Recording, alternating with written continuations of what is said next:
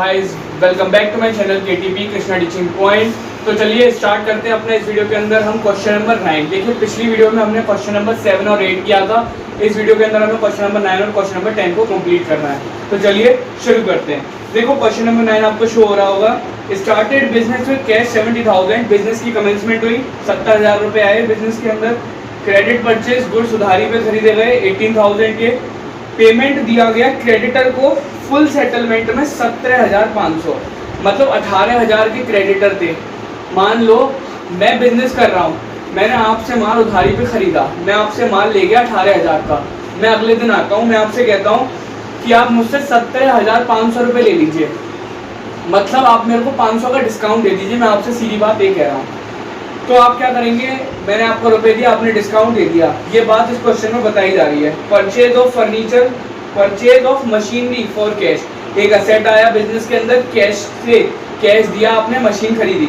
Depreciation on machinery 2000, machinery के ऊपर depreciation charge किया गया है 2000 का। तो चलिए शुरू करते हैं।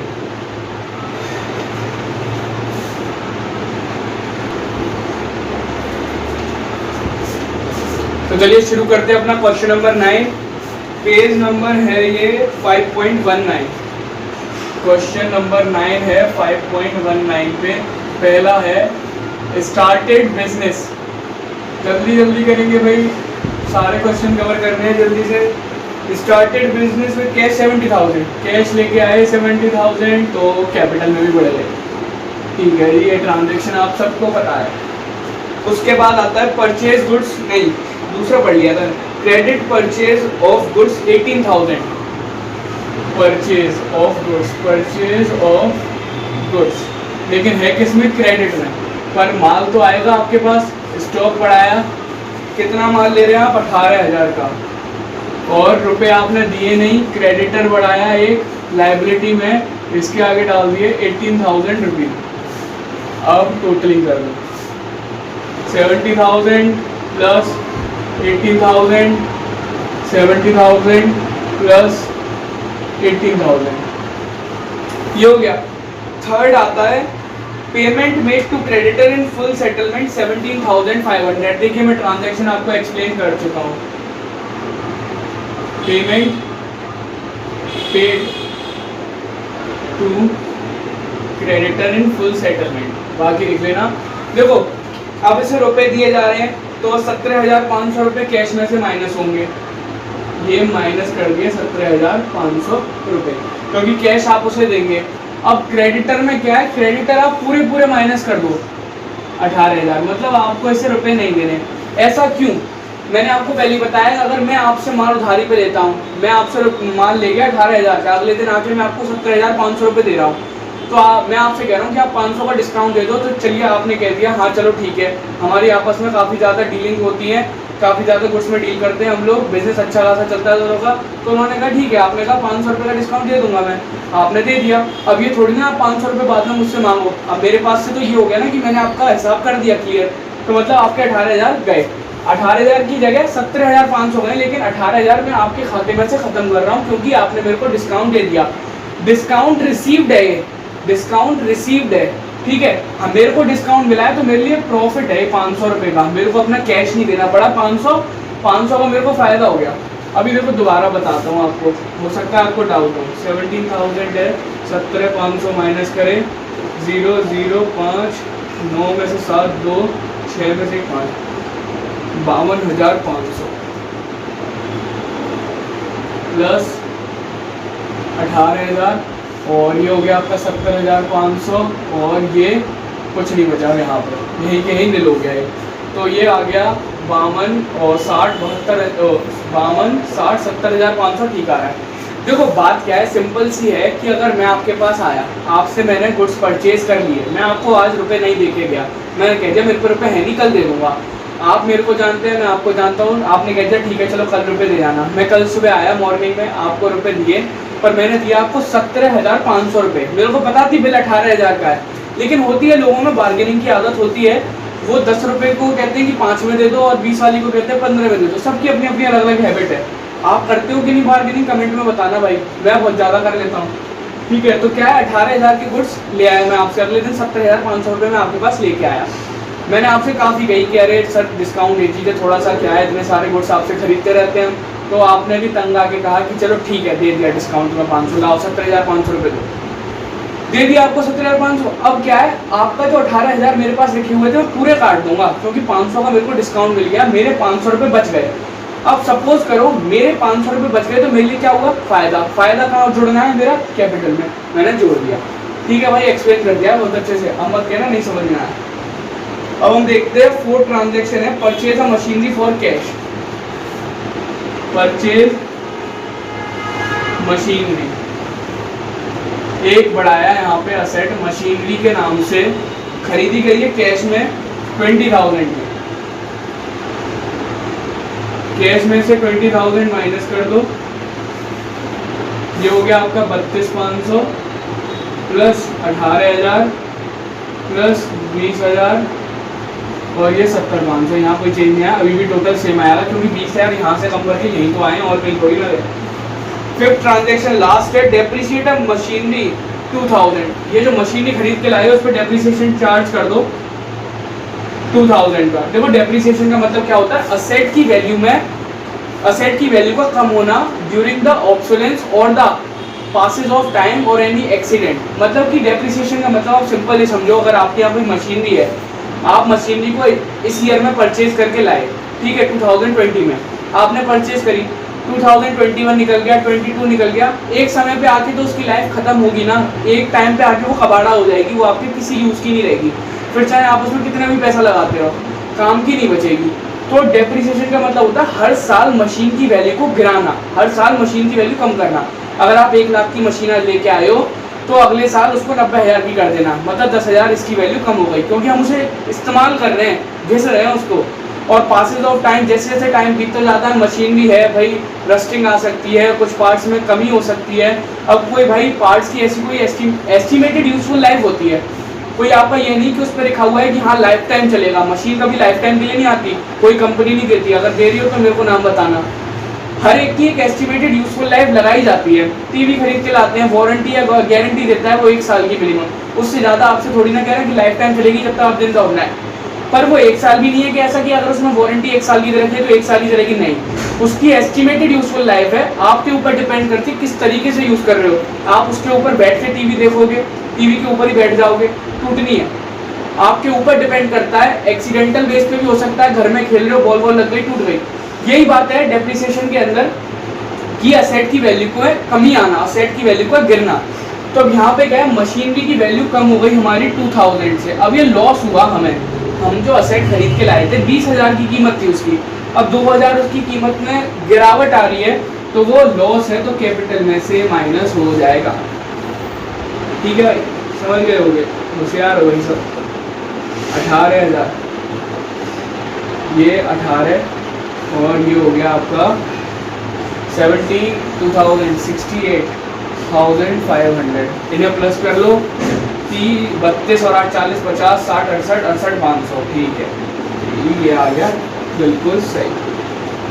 चलिए बढ़ते हैं अपने क्वेश्चन नंबर 10 की तरफ। तो चलिए स्टार्ट करते हैं अपना क्वेश्चन नंबर 10। ये भी थोड़ा लेंथी सा है। कमेंस बिजनेस कैश, बिजनेस की स्टार्टिंग हुई 60,000 से, पेड रेंट इन एडवांस। देखिए इसका मतलब क्या है, प्रीपेड एक्सपेंस। प्रीपेड एक्सपेंस होते हैं आपके असेट्स, मतलब कि आप किसी मतलब कि किसी फ्लैट वगैरह पे रहते हैं, रेंट पे ले रखा है आपने, और आपने क्या करा, वो इस महीने का रेंट लेने आते हैं, आपने कहा कि ये लो भाई 3,000, 1,500 इस महीने के और 1,500 अगले महीने के, तो आपने एडवांस में दे दिए। तो इसका मतलब क्या है कि आपको अभी तक उसका बेनिफिट नहीं मिला है, वो बाद में मिलेगा, लेकिन पैसे आपने उसके पहले से ही दे दिए। तो ये आता है आपका प्रीपेड एक्सपेंस, जो कि असेट साइड में आता है, इस साइड में, ठीक है। अब आता है purchase goods for cash, cash में खरीदे 30,000 के, क्रेडिट में खरीदे 20,000 के। सोल्ड गुड्स फॉर कैश, 30,000 में गुड्स बेचे गए जिनकी कॉस्ट क्या थी 20,000, मतलब 10,000 की प्रॉफिट पे। Paid salary 500 and salary outstanding being 100, salary दी आपने 500 की, चलो ठीक है, कैश में से माइनस हुआ, कैपिटल में से माइनस हुआ। अब क्या दे रहा है, सैलरी आउटस्टैंडिंग। इसका मतलब क्या होता है, मतलब कि सैलरी आपको देनी थी इस महीने किसी वर्कर को, लेकिन आपके पास रुपए नहीं थे, आपने कहा चल मैं अगले महीने दे दूंगा, दोनों महीने की मिला के। तो ये क्या हो गया, आउटस्टैंडिंग सैलरी हो गई इस महीने की, मतलब कि आपने उससे सर्विस तो ले ली लेकिन उससे अभी तक रुपए नहीं दिए। ऐसे आउटस्टैंडिंग रेंट भी हो सकता था कि आपने इस महीने का रेंट नहीं दिया है। आउटस्टैंडिंग मतलब आपने उसका बेनिफिट कंज्यूम कर लिया लेकिन उसके रुपए नहीं दिए, उसके चार्जेस नहीं दिए, जो आप चाहे वो बोलो उसे अब, ठीक है। तो आउटस्टैंडिंग का क्या करेंगे हम, ये देखो हमारा खर्चा तो है, इसमें हम कैपिटल में से माइनस कर देंगे, खर्चा तो होना ही होना है, रुपए तो देने हैं। फिर क्या करेंगे, आउटस्टैंडिंग सैलरी के नाम से लायबिलिटी साइड में बनाएंगे, क्योंकि हमारा कर्ज है, हमें तो देने हैं रुपए उस वर्कर को। अगर 100 रुपए हम उसके रह गए हम पे तो हमें तो देने हैं, तो 100 रुपए से आउटस्टैंडिंग सैलरी बन गई। Bought motorcycle for personal use, ये जो ड्राइंग है हमारी, इसके लिए एंट्री सिंपल है, ये आपको मोटरसाइकिल असेट साइड में नहीं बनानी है, सुन लो भाई, पता चली लिखते लिखते सॉल्व कर रहे हो, मैं क्वेश्चन पढ़ रहा हूँ अभी। Bought motorcycle for personal use 5000। यहाँ क्या है, ड्राइंग। ड्राइंग की जब हमने अकाउंटिंग टर्म्स में बात करी थी, बेसिक अकाउंटिंग टर्म्स में, तो क्या क्या था, ड्राइंग या तो कैपिटल को कम ही करती है हमेशा। ड्राइंग का मेन काम क्या है, कैपिटल कम करना। बिजनेस से अगर ओनर पैसा निकाल के ले जाएगा तो बिजनेस की कैपिटल को कम कर देगा, जैसे लेके आया था वो तब कैपिटल बढ़ी थी, अब अपने पर्सनल यूज के लिए ले जा रहा है तो कैपिटल कम हो जाएगी। चलिए स्टार्ट करते हैं पहले ट्रांजेक्शन से। क्वेश्चन नंबर 10, पेज नंबर है 10, 5.19 से 5.20 तक, दोनों पे है, एक पे 2 ट्रांजेक्शन है और बाकी पे अगले पेज में। Commences business with cash, started business. भाई समझ में तो आता है ना आप सब लोगों को, कमेंट करके यार बता दिया करो भाई।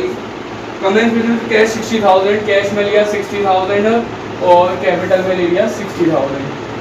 अब आता है paid rent in advance, paid rent in advance. Advance में दे दें भाई 500 रुपये का, कैश तो आपके पास से कम हो गया, आपने 500 रुपये दे दिए, लेकिन असेट में बढ़ा लो एक प्रीपेड एक्सपेंस नाम से, प्रीपेड रेंट बढ़ा लो, इसमें डाल दो 500 रुपये। चलो जी ये हो गया, ये हो गया आपका 59,500 प्लस के 500 और यहाँ आ गया 60,000। थर्ड ट्रांजेक्शन नेक्स्ट पेज पे है, purchase goods for cash and on credit 20,000। एक असेट बढ़ाया है स्टॉक नाम से। थर्ड ट्रांजेक्शन है परचेज गुड्स कैश में। देखो पहले देखते हैं कैश में कितने के लेके आया, 30,000 के। कैश में से 30,000 रुपये माइनस करो फटाफट और स्टॉक में 30,000 रुपये लिख दो, 30,000 का माल आ गया आपके पास। अरे भाई सही से आ गया भाई 30,000। अब क्या है, 20,000 के गुड्स वो उधारी पे लेके आया, लेकिन गुड्स तो आए हैं, माल तो आपके पास बढ़ गया। लाइबिलिटी साइड में क्रेडिटर नाम लिखो फटाफट और उसके नीचे डाल दो 20,000। अभी आया आपके पास निकल के 29,500 प्लस 500 प्लस 50,000, टोटल करेंगे इसका तो आ गया 80,000, 60,000 और 20,000, ये भी 80,000। अगला ट्रांजैक्शन क्या है, sold goods for cash 30,000 costing 3,000। देखो लिख के बता देता हूँ भाई क्वेश्चन, क्योंकि अब डिस्प्ले नहीं हो रहा होगा। कॉस्ट है 20,000, सेल्स वैल्यू है 30,000, प्रॉफिट कितने का हुआ 10,000 का, ठीक है ना, यही है। देखो सोल्ड गुड्स चौथा आ गया, सोल्ड गुड्स क्या था, कॉस्ट कितनी है 20,000, स्टॉक में से फटाफट 20,000 के गुड्स की माइनस कर दो। 20,000 का आपने माल बेच दिया, लेकिन बे का 30 में और 30,000 रुपये आपके पास कैश में ही आ रहे हैं। 30,000 रुपये आपने जोड़ दिए, 10,000 का प्रॉफिट हो रहा था, कैपिटल में जोड़ दिया। चलिए जी आगे बढ़ते हैं। 9 ये हो गया आपका 59,500, दोबारा से वही वैल्यू आ गई 500 प्लस ये हो गया आपका 30,000, 60 या 90 आ रहा होगा, अब 70,000, हाँ 90 ही आ रहा है। चलिए जी अगला ट्रांजेक्शन देखें। फिफ्थ ट्रांजेक्शन है paid salary 500 and salary outstanding. देखो इसे समझ लेना, थोड़ा सा कंफ्यूजन हो सकता है। पेड सैलरी, आपने सैलरी पे करी, सबसे पहले तो दे रखा है पेड सैलरी 500। देखो जरूरी नहीं है कि आप एक ही बार में लिखो दोनों अमाउंट को मिला के, आप अपने अलग अलग लिखिए जैसे सिंप्लीफाई हो रहा हो। टीचर को चाहिए टोटल इक्वल आए हर एक के बाद, बस और कुछ नहीं चाहिए। और जो जैसे बताया था वेंडर फॉर जो भी असेट्स है उसका वेंडर अलग होता है, जिससे माल परचेज करते हैं वो क्रेडिटर अलग होता है। अमाउंट एक में मत कर देना, पूरी दोनों मिला के, समझ गए ना। पेड सैलरी क्या रखा है इसके अंदर 500, सैलरी पे करी 500, इसमें से कम हुए 500, इसमें से कम हुए। फिर कह रहा है सैलरी आउटस्टैंडिंग बीइंग 100। देखो 100 रुपये का खर्चा तो होना ही है, अभी नहीं तो बाद में सही, माइनस कर दिए। और आउटस्टैंडिंग क्या चीज़ थी, हाँ आउटस्टैंडिंग सैलरी के नाम से आपने लेके यहाँ पे 100 रुपये लगा दिया। यहाँ क्या निकल के आया 59,000 प्लस 500, ये हो गए 60,000 और ये हो गया 30,000।